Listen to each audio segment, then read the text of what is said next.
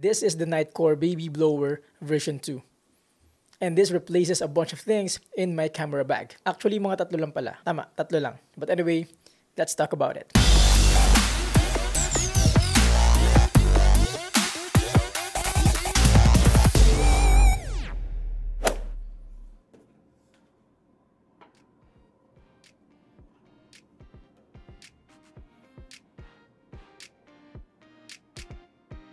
Before anything else, I would like to officially welcome you to my channel.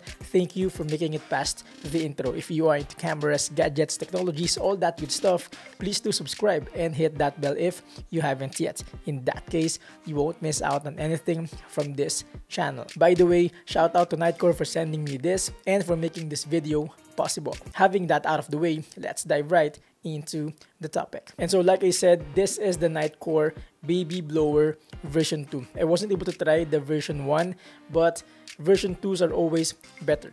Would you agree? So I'm really glad that Nitecore sent me this. But in any case, let's talk about the features, functions, strengths, and weaknesses of this machine right here. First and foremost, pag-usapan natin yung physical appearance ng Nitecore Baby Blower 2. In a nutshell, hindi siya malaki, hindi siya mabigat. Sobrang portable siya. Feeling ko, ginawa siya talaga ng Nitecore for someone na laging on the go, laging umaalis ng bahay, laging dala yung camera nila sa bag nila. Kasi sakto lang yung laki niya for me, no? Parang maliit yung kamay ko, pero grippable siya for me. As far as the materials are concerned, hard plastic materials yung ginamit sa kanya. Tapos mayroong rubber dito sa nguso niya. Yan, rubber yan. Pero ito feeling ko para siyang yung thin metal. Alam mo yung mga usual screen, yun, ganun yung gamit sa kanya. But the rest are pretty much plasticky. All in all, in general, no, it feels premium product pa rin naman in my opinion. So, yeah, good job pa rin, Nitecore. And then moving on to the buttons and the dials. On this side, makikita nyo na meron tayong on and off button. Tapos meron ditong slide through element para ma-access nyo yung brush na to. Yan. Mamaya pag-usapan natin kung ano yung pwede nyo gamit sa kanya. But pretty much on this side, yun lang siya. And then at the back, wala lang, mga labels lang ng Nitecore Baby Blower 2. And then sa front natin, dito na makikita yung meat of this product. So like I said, no, ito yung screen para dun sa filter natin. So pwede ko siyang tanggalin. Tanggalin ko siya lang, tsaka ko siya pakita sa inyo. So pag tinanggal nyo siya, yan yung itsura ng filter natin. Nakasulat dito, do not operate without filter. Nung pinadala nila sa akin to, this is a pre-production model, so hindi siya nakapack talaga ng maayos.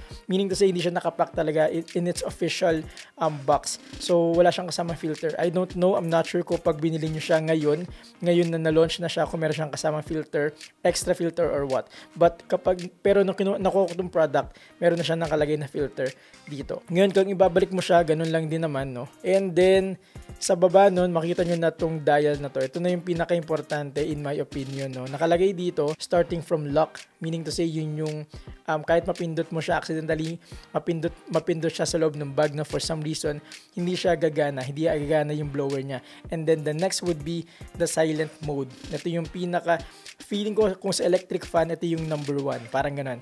And then next to the silent mode is the optical, and then next is the turbo. Yun na yung pinaka malakas. At this point, feeling ko naintindihan nyo na kung bakit this replaces a bunch of things in my camera bag, because practically this replaces 3 things, no? This squishy thing right here, focus ka, yan, and then this lens pen right here, no? Hindi ko lang kung nakakagamit kayo nito, pero yon. And then yung third thing is this microfiber cloth. Ito yung parang common naman na dinadala, pero on the second thought, feeling ko kahit meron pala akong Baby Blower 2, magdadala pa rin ako ng microfiber cloth. So basically, dalawa lang pala yung na-replace niya sa bag ko. But anyway, that is a plus for me. So, saan ko nga ba siya ginagamit sa ngayon, no? Ginagamit ko to sa camera, sa lenses ko, and pretty much sa panglinis ko dito sa bahay. Siyempre, hindi naman sa lapag, hindi naman sa ano. Pero kapag meron akong mga kailangan lang bugahan ng malakas na hangin para luminis, mawala alikabok, sa totoo lang ginagamit ko yung Baby Blower 2. Kasi na-mention ko nga kanina na meron siyang 3 levels of intensity of power, no? So the silent mode, ito yung usually ginagamit ko. Yan, ito yung silent mode. Ito yung ginagamit ko sa mga lenses ko and sa mga camera sensors na camera sensors. Kasi medyo mild lang siya. Hindi siya ganun kalakas, hindi siya ganun kahina. So ito yung ginagamit ko. Ngayon, pag meron akong dumi na hindi matanggal talaga, gumagamit ako ng optical. Ito yung parang second level. Sabi sa manual, okay naman daw gamitin yung optical na yon sa camera natin, sa mga lenses natin. Pero for me lang, no, medyo maarte lang kasi ako. So, doon lang ako sa silent. Feeling ko kasi masyado ng harsh yung optical for my camera sensors. And then, lastly, yung turbo. Ito naman, ginagamit ko to. Actually, bihira ko siyang gamitin kasi medyo malakas na yung turbo for me. Feeling ko, masisira ko na yung gamit kapag gumamit ako ng turbo. But then again, nakakatuwa lang na meron tayong 3 levels para sa Baby Blower 2 in so many situations. Kaya lang, may mga times pa rin na kapag may dumi yung lens ko, yung camera sensor, na hindi matanggal ng 3 levels na to, doon lumalabas yung function nitong brush na to.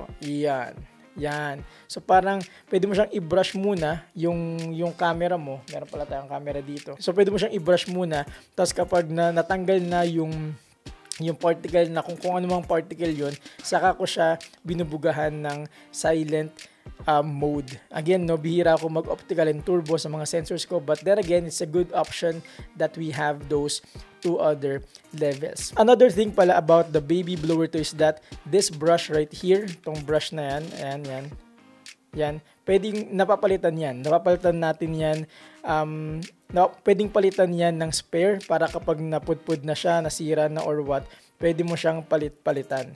Yan. So that is another plus because ginawa talaga yung Baby Blower 2 with the end in mind. Meaning to say, parang ginawa talaga nila to para tumagal dun sa mga photographers, filmmakers, and etc. And also, kung hindi ko pala na-mention, yung Baby Blower 2, hindi siya powered by AA or AAA batteries. So, pwede lang siyang i-charge. Rechargeable siya like many other gadgets right now.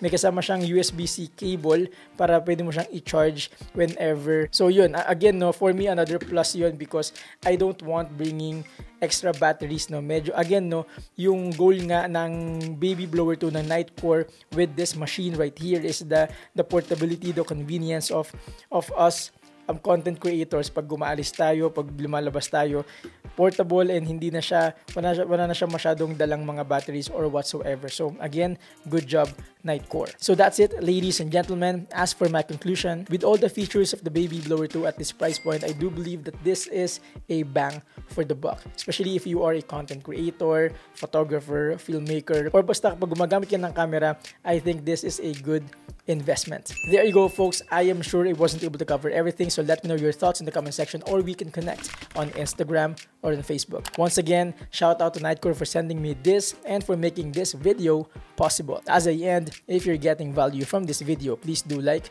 and subscribe for more not super technical but rather practical approach to gadgets and technologies. Until then, thank you